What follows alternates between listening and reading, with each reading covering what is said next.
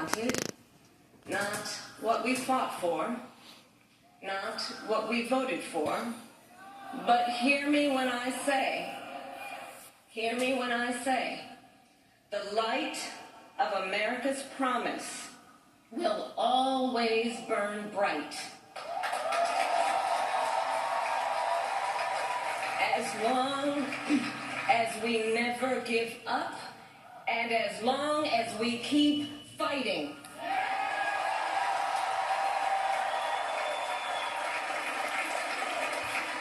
To my beloved Doug and our family, I love you so very much. To President Biden and Dr. Biden, thank you for your faith and support. To Governor Walz and the Walz family, I know your service to our nation will continue. And to my extraordinary team, to the volunteers who gave so much of themselves, to the poll workers and the local election officials, I thank you all. Look, I am so proud of the race we ran, and the way we ran it, Over the 107 days of this campaign, we have been intentional about building community and building coalitions, bringing people together from every walk of life and background, united by love of country, with enthusiasm and joy in our fight for America's future. And we did it with the knowledge that we all have so much more in common than what separates us. Now, I know folks are feeling and experiencing a range of emotions right now. I get it. But we must accept the results of this election. Earlier today, I spoke with President-elect Trump and congratulated him on his victory. I also told him that we will help him and his team with their transition, and that we will engage in a peaceful transfer of power.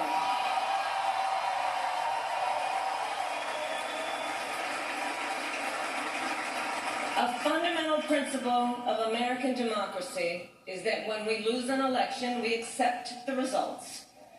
That principle, as much as any other, distinguishes democracy from monarchy or tyranny. And anyone who seeks the public trust must honor it. At the same time, in our nation, we owe loyalty not to a president or a party, but to the Constitution of the United States.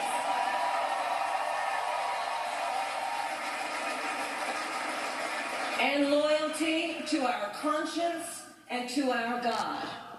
My allegiance to all three is why I am here to say, while I concede this election, I do not concede the fight that fuels this campaign.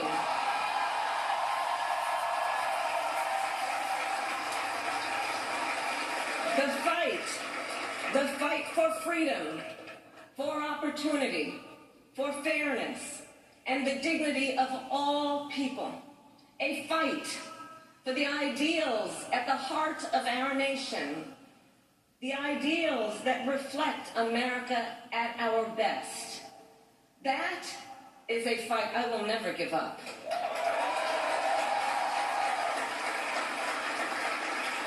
I will never give up the fight for a future where Americans can pursue their dreams, ambitions, and aspirations, where the women of America have the freedom to make decisions about their own body and not have their government telling them what to do.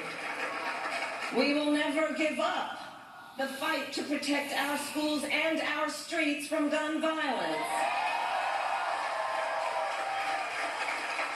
And America, we will never give up the fight for our democracy, for the rule of law, for equal justice, and for the sacred idea that every one of us, no matter who we are or where we start out, has certain fundamental rights and freedoms that must be respected and upheld.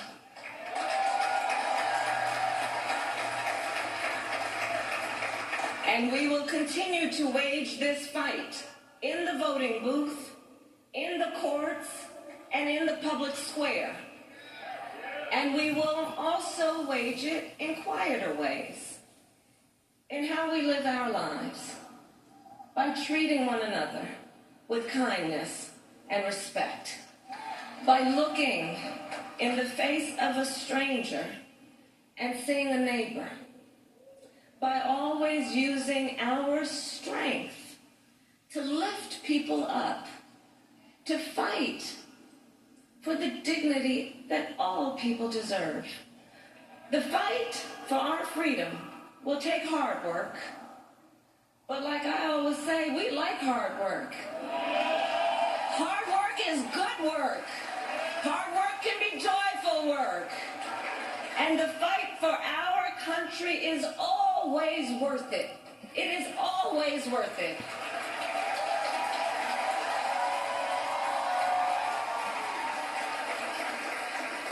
To the young people who are watching, it is... I love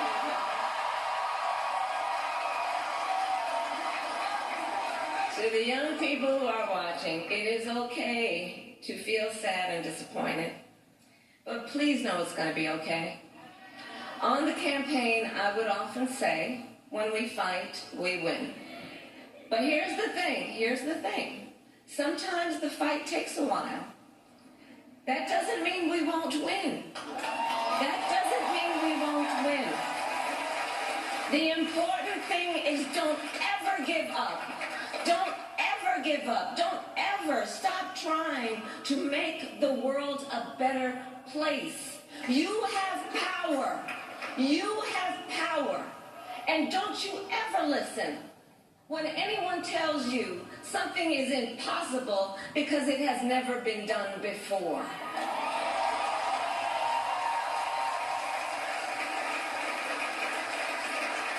You have the capacity to do extraordinary good in the world. And so to everyone who is watching, do not despair. This is not a time to throw up our hands. This is a time to roll up our sleeves.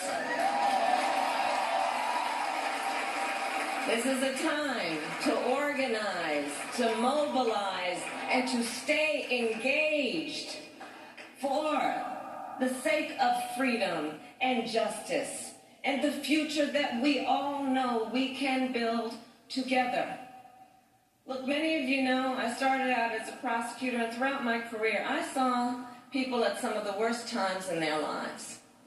People who had suffered great harm and great pain, and yet found within themselves the strength and the courage and the resolve to take the stand, to take a stand, to fight for justice, to fight for themselves, to fight for others.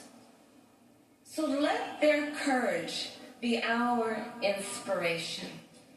Let their determination be our charge. And I'll close with this. There's an adage an historian once called a law of history, true of every society across the ages. The adage is, only when it is dark enough can you see the stars. I know many people feel like we are entering a dark time, but for the benefit of us all, I hope that is not the case. But here's the thing, America, if it is, let us fill the sky with the light of a brilliant, brilliant billion of stars. The light the light of optimism, of faith, of truth, and service.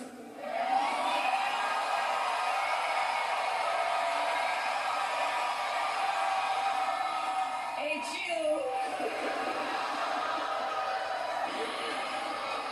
And may that work guide us, even in the face of setbacks, toward the extraordinary promise of the United States of America. I thank you all. May God bless you, and may God bless the United States of America. I thank you all. All right, you're watching Vice President Kamala Harris delivering her concession speech addressing a large and emotional crowd at Howard University in Washington, D.C. She, of course, thanked her supporters and all those that worked so hard on her campaign. Now, she said she has congratulated President Donald Trump with his victory, and they will engage in a peaceful transition of power in Washington. Stay with us. We'll be right back after the short break.